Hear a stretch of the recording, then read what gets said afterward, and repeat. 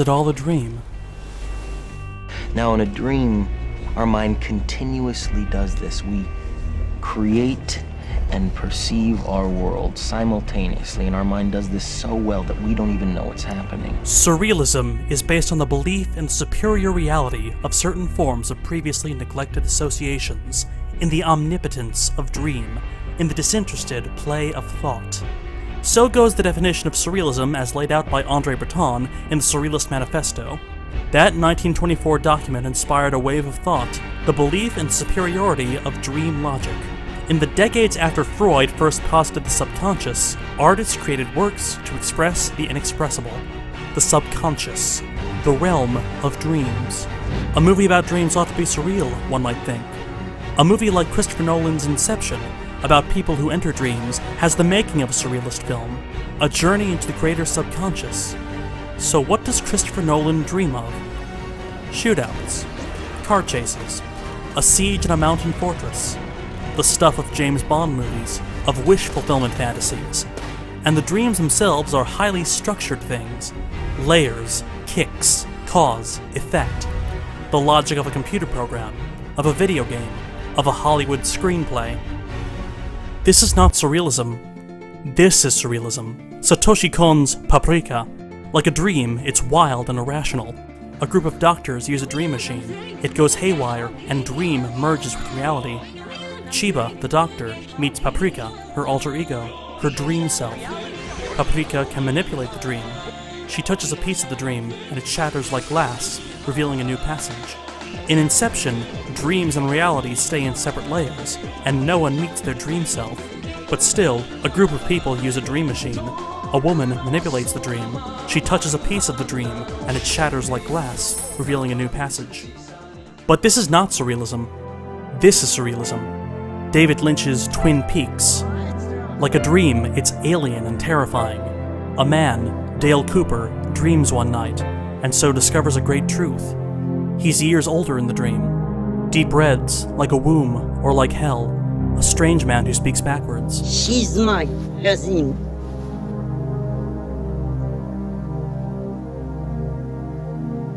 But doesn't she look almost like that? It was Laura Palmer. And Dale Cooper meets Laura Palmer, a dead woman with whom he's obsessed. Much later, after going deeper into this dream world, Cooper looks into a mirror. His true self looks back.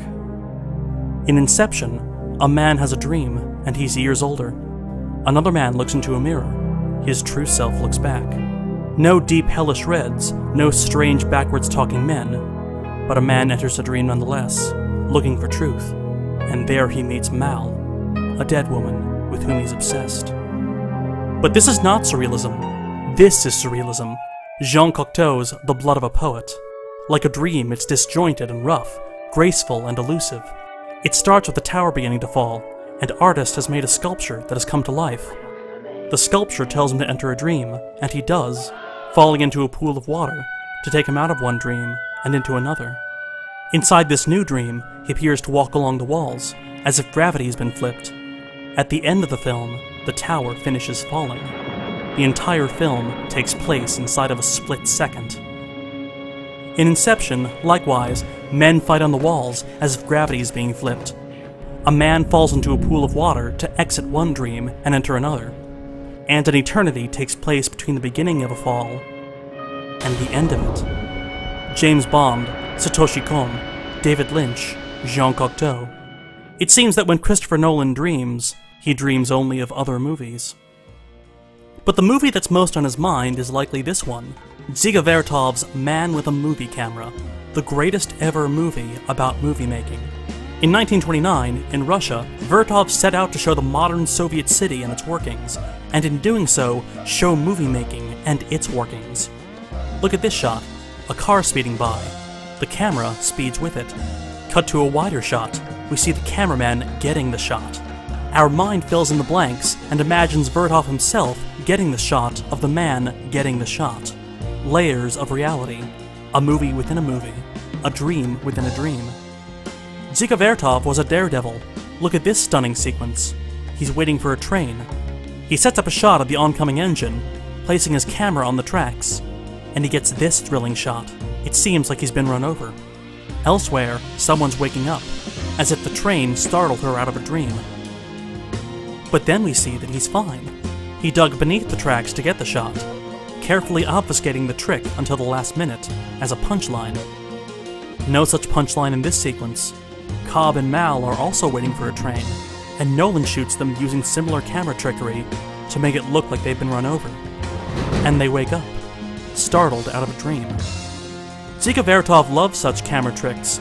Here he experiments with a state-of-the-art special effect, double exposure. He uses double exposure to seemingly fold a city in half. Nolan also uses state-of-the-art special effects, CGI, to seemingly fold a city in half. Dziga Vertov loved spinning. In Man with a Movie Camera, wheels spin, gears spin, spools of string spin. The film itself spins, spun by the hand-cranked camera. Even the director's own name spins. His real name was Denis Kaufman, a Pole in Russia. He took the more Russian-sounding pseudonym Dziga Vertov, which translates to spinning top. Man with a Movie Camera isn't surrealism, per se, though it has its moments of fantasy. Mostly about its camera. A man appears on top of a camera, the camera dances on its tripod, and in this memorable shot, the camera lens appears before an eye. Vertov was part of a radical movement called the Kinoks, Kino-oki, movie eyes. The camera is a dream machine, showing separate moments and creating a new meaning out of their combination. 1 + 1 = 3. Vertov aimed to show the truth about the modern Soviet city, even though his ideal city doesn't exist. It's actually several cities, Kharkiv, Kiev, and Odessa, stitched together. A shot made here, a shot made there. Parts of many cities to create the idea of one city. Likewise, Mal and Cobb build a dream space together, borrowing from many real locations to create the idea of a happy life together. An idea so compelling that Mal eventually prefers the ideal life to her real one. It's a common theme in Nolan's filmography, the allure of the lie. His films often end with characters choosing fiction over fact. The comforting lie, whether it be lying to an audience, lying to a city, or even lying to yourself. Like many of Nolan's films, Inception is about powerful lies that trump painful realities. We want to be fooled. Inception simply shows us how we are fooled. A popular theory about Inception is that it's not about dreams at all. It's actually a metaphor for movie making. Cobb's team is structured much like a film production, everyone with a distinct role to play. Producer, the one who runs the dream and makes everything go smoothly. Screenwriter, the one who builds the dream and gives everyone material to work with. Lead actor, special effects supervisor, executive producer. And of course, director, who bears more than a passing resemblance to the director of Inception himself. All working to perform for an audience. Their goal, as with all artists, is to plant an idea in the audience's head. Because Inception, like all films, like all fiction, is a series of lies. It is a set of misdirects and half-truths.